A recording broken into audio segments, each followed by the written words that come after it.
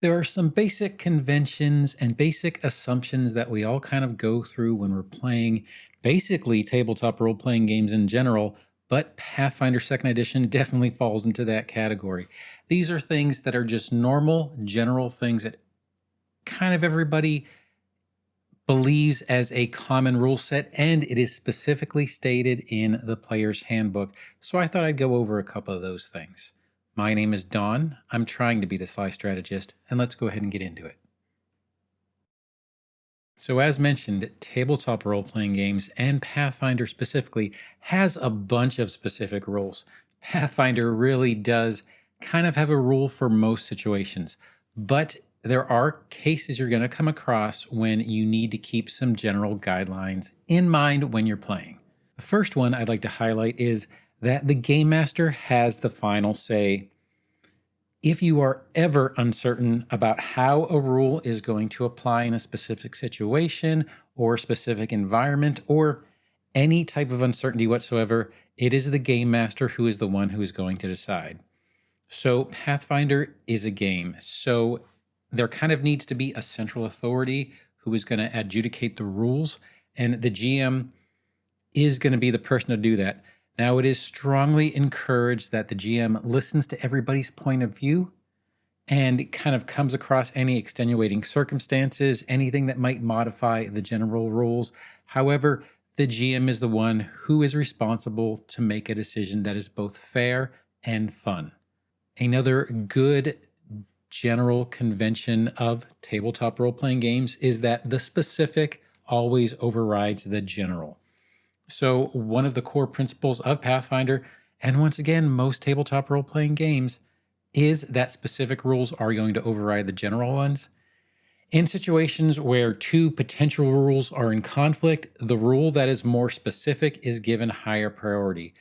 And if there is still any type of ambiguity, then it is the game master who has the authority to decide which rule to apply. So the book has a pretty good example, and that is when targeting a concealed creature, you have to roll a DC 5 flat check because it's concealed. And you're doing this to attempt to hit, and flat checks remain unaffected by any modifiers or adjustments. However, abilities exist that are intended to surpass concealment, and because of this, they're going to supersede and modify the requirement. For the monk, there is basically a example with the wild wind stance. It specifically states that the wind crash strikes that you can deliver ignore concealment, so you can ignore the flat check that you would normally have to do for this ability. Now, if a rule does not specify otherwise, you are basically going to default to the general rules from the core rulebook or player core, as it's going to be in a little bit. While some special rules may also kind of bring some of the normal rule text to give you some context, you should always default to the normal rules, even if effects don't specifically say to. So if there's any type of maybe question, then always go with a more general rule. The next one is rounding. So you may need to calculate a fraction of a value. Having damage, having speed, maybe you're going to be quartering duration. Whenever that comes up, you're always going to round down unless otherwise specified. So the example from the book is if a spell deals 7 damage and a creature takes half damage from it, that creature then takes 3 damage. Now, another example that wouldn't necessarily apply to a virtual tabletop, but if you're playing at a table, would be the rogue feat mobility.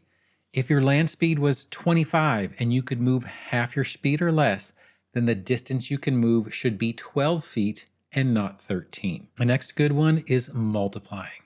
So this would come into the forefront when more than one effect would multiply the same number.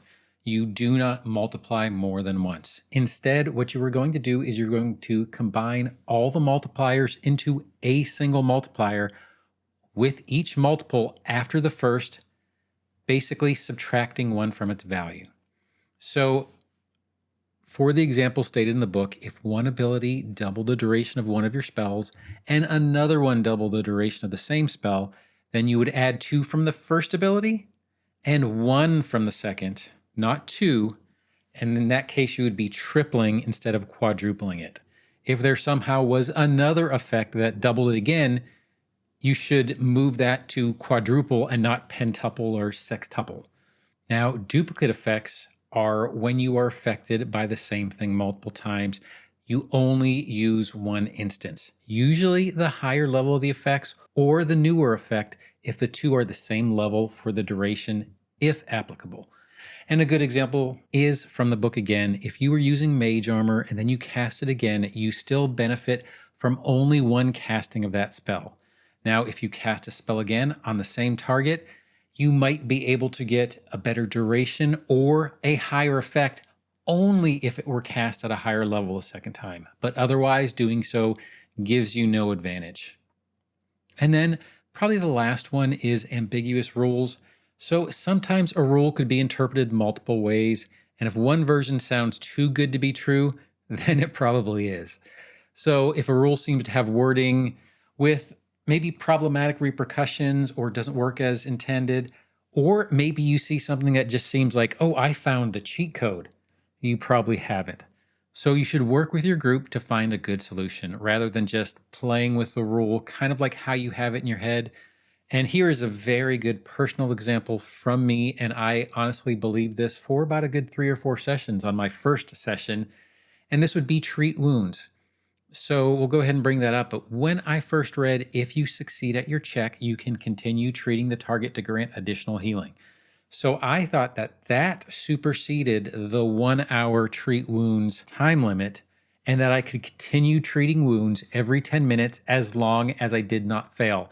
And I kind of thought of it as maybe a lucky continual recovery. Well, that is not the case, and it really was too good to be true. Continual recovery is a good feat, and I really recommend you get it if you want to be kind of the medic of your party. But you can't just kind of think that, oh, I succeeded, so I'm just going to keep rolling until I fail. That's not how it works, unfortunately. Now, I do hope you did like this guide on some of the common game conventions, both for tabletop role playing games in general, and more specifically to Pathfinder 2nd Edition. Knowing these basics just kind of help you out when you come in the middle of a session and a question comes at the table and you have to answer and you're trying not to take half an hour to page through books. Knowing these kind of basic conventions will get you out of those sticky situations. I do hope you like this video, and if you did, feel free to like, subscribe, or hit that notification bell. But whatever you do, I hope you have a great day and happy adventuring. Thanks.